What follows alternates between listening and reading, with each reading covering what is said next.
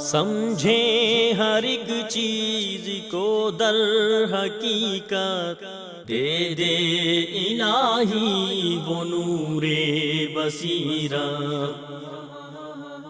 الحمد للہ رب العالمین والعاقبۃ للمتقین والصلاة والسلام علی اشرف الانبیاء والمرسلین محمد وعلی آلہ واصحابہ ومن تبعہم بإحسان الی یوم الدین۔ رب اشرح لی صدری ویسر لی امری واحلل عقدۃ من لسانی یفقہوا قولی۔ اعوذ باللہ من الشیطان الرجیم، بسم اللہ الرحمن الرحیم۔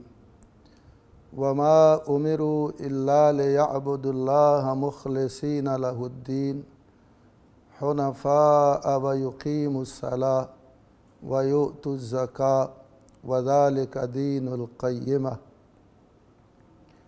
اللہ رب العزت والجلال نے قرآن مجید میں یہ بات ارشاد فرمائی ہے کہ سب لوگوں کو یہ حکم ہے کہ وہ خالص اللہ تعالیٰ کی عبادت کریں، نماز قائم کریں، زکوٰۃ دیں، اور یہی اصل دین ہے۔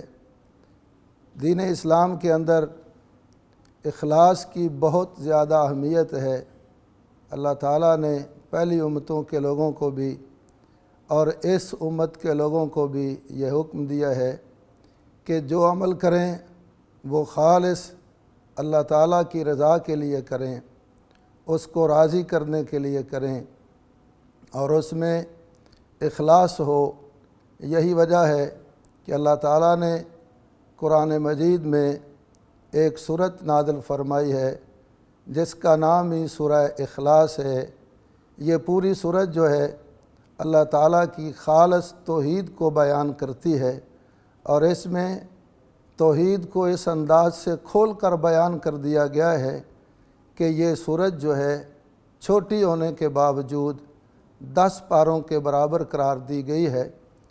تو اللہ تعالیٰ کے پیغمبر جناب محمد الرسول اللہ صلی اللہ علیہ وسلم نے فرمایا کہ اللہ تعالیٰ وہی عمل قبول کرتے ہیں جو خالص اللہ کی رضا کے لیے کیا گیا ہو، جس کے اندر ریاکاری ہو، دکھلاوا ہو، وہ عمل اللہ قبول نہیں فرماتے ہیں۔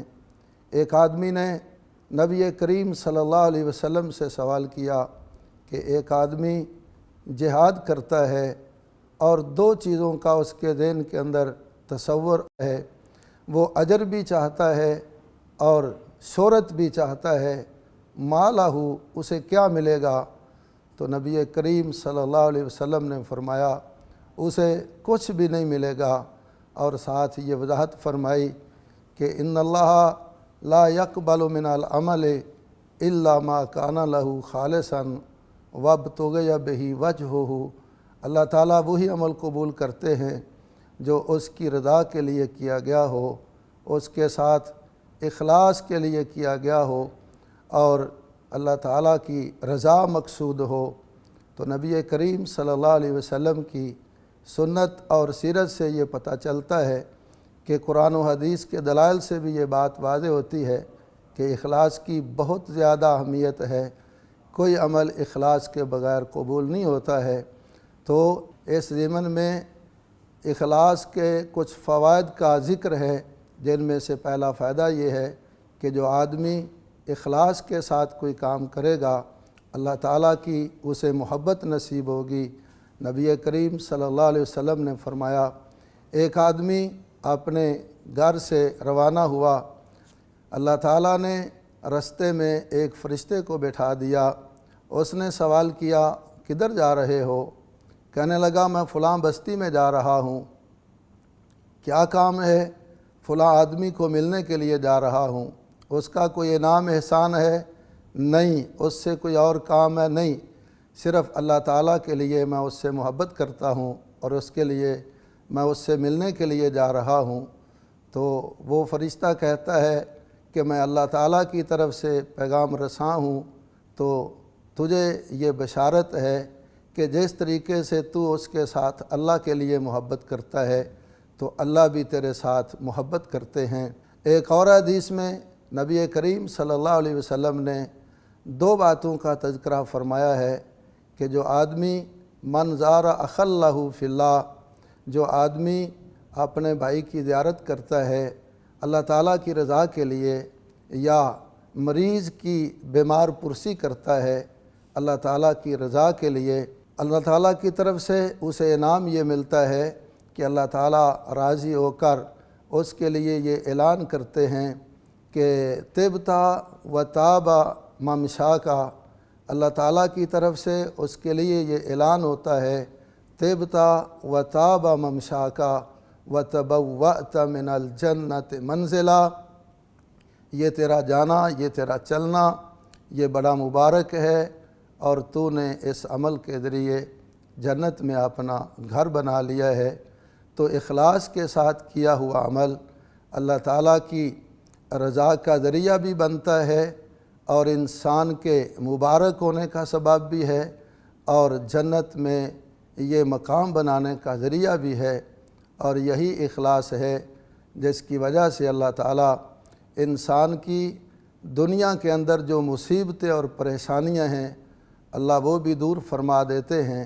صحیح بخاری کے اندر یہ واقعہ معروف ہے، 3 آدمی جو اپنے کسی کام اور ضرورت کے لیے نکلے اور غار میں پھنس گئے، اور وہاں ان کے لیے رستہ بند ہو گیا، نکلنے کی کوئی راہ نہیں تھی۔ ہر ایک نے سوچا اب کیا کیا جائے گا، تو ایک کہنے لگا اپنا وہ عمل پیش کرو جو تم نے خالص اللہ کی رضا کے لیے کیا ہے۔ ایک نے ایک عمل پیش کیا، دوسرے نے دوسرا کیا، تیسرے نے تیسرا کیا، اور وہ کہتے ہیں اللہ اگر یہ عمل ہم نے تیری خالص رضا کے لیے کیا تھا تو اللہ ہمیں اس مصیبت سے نجات دے دے۔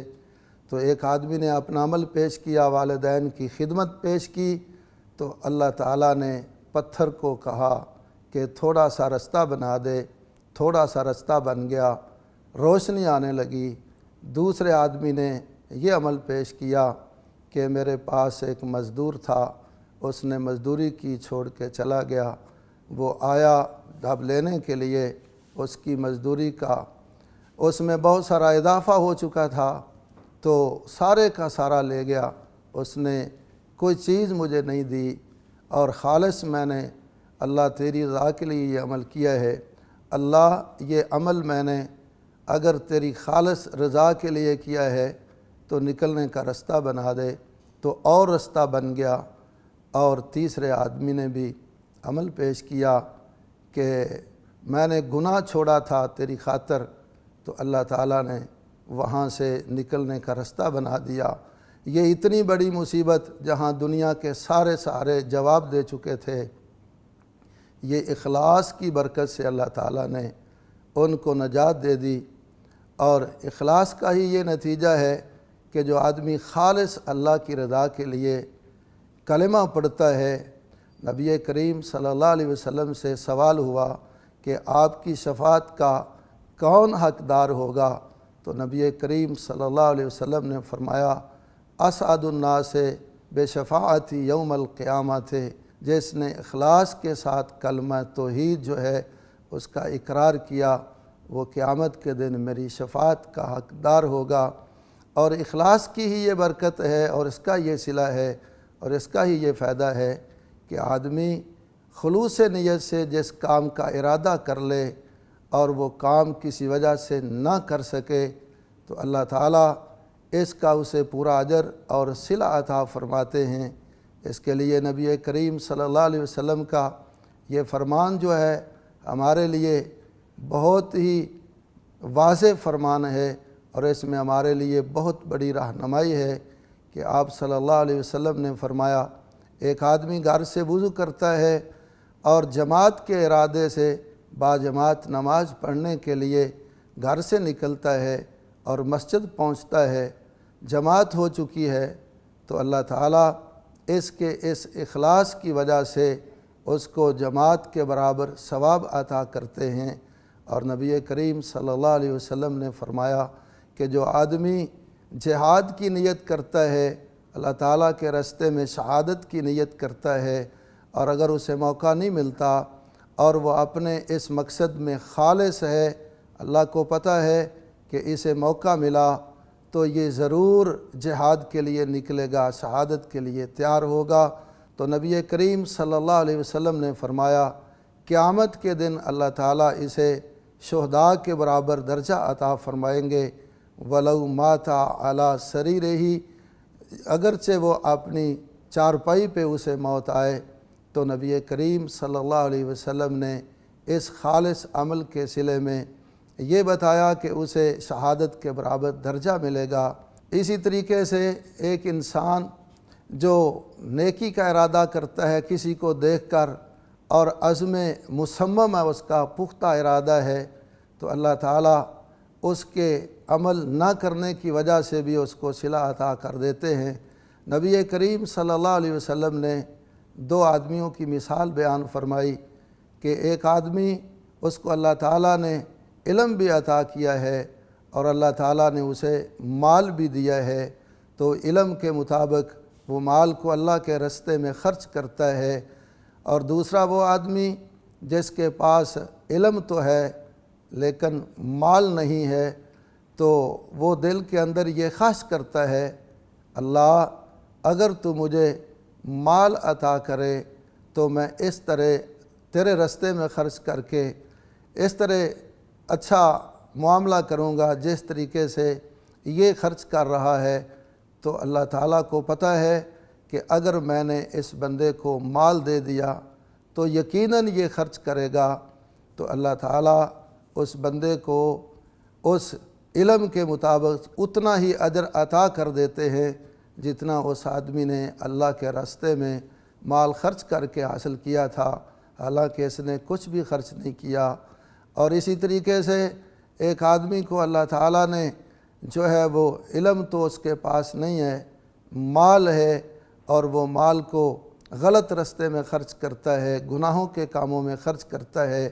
اور دوسرا وہ آدمی جس کے پاس نہ علم ہے نہ مال ہے، اور وہ کہتا ہے کہ اگر مجھے مال ملے تو میں اس طریقے سے گناہ کے کاموں میں خرچ کروں گا، تو اللہ تعالیٰ اس کے اس پکے ارادے کی وجہ سے اس کے کھاتے میں اتنا گناہ لکھ دیتے ہیں جتنا اس نے غلط کام کر کے غلط راستے میں خرچ کر کے گناہ اسے ملا تھا۔ تو یہ اخلاص جو ہے، خلوص نیت اور عزم مصمم جو ہے، اس پہ اللہ تعالیٰ پورے کا پورا اجر عطا فرما دیتے ہیں۔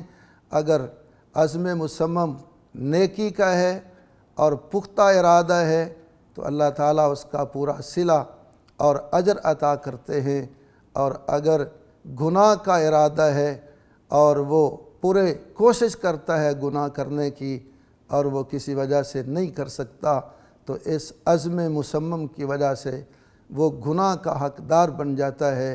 یہ اخلاص کی وجہ سے نیکیوں میں اضافہ اور صلہ ہوتا ہے، اور پکے ارادے کی وجہ سے جو گناہ کا پختہ ارادہ ہے، ایک عام ارادہ ہے، گناہ کا ارادہ کیا، گناہ کیا نہیں تو اس کے کھاتے میں گناہ نہیں لکھا جائے گا، انتظار ہوتا ہے، اگر توبہ کر لے، معافی مانگ لے تو وہ گناہ لکھا ہی نہیں جاتا، اگر لکھا جائے تو توبہ سے وہ گناہ معاف ہو جاتا ہے، اور گناہ کو اللہ تعالیٰ نیکی میں بدل دیتے ہیں۔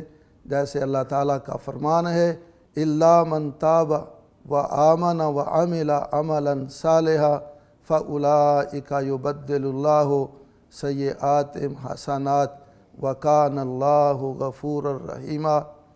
جیسے اللہ تعالیٰ کا فرمان ہے وَمَن تَابَ وَآمَنَ وَعَمِلَ عَمَلًا صَالِحًا فَأُولَٰئِكَ يُبَدِّلُ اللَّهُ سَيِّئَاتِهِمْ حَسَنَاتٍ وَكَانَ اللَّهُ غَفُورًا رَحِيمًا۔ تو جو توبہ کر لے، معافی مانگ لے، ایمان لے آئے، نیک عمل کرے تو اللہ تعالیٰ ان کے گناہوں کو نیکیوں میں بدل دیتے ہیں۔ اللہ تعالیٰ بہت زیادہ بخشنے والے، بہت زیادہ رحم کرنے والے ہیں۔ تو عزم مصمم جو ہے یہ عام ارادے سے ہٹ کر ہے، اس کا بھی اخلاص کے ساتھ ہی تعلق ہے۔ نیکی کے معاملے میں ہو تو اللہ تعالیٰ کی طرف سے پورے اجر اور صلے کا حقدار بن جاتا ہے۔ اگر گناہ کا معاملہ ہو تو یہ گناہ کا حقدار بن جاتا ہے۔ اللہ تعالیٰ سے دعا ہے کہ اللہ تعالیٰ ہمیں اخلاص کے ساتھ عمل کرنے کی توفیق عطا فرمائے، آمین۔ وآخر دعوانا ان الحمد للہ رب العالمین۔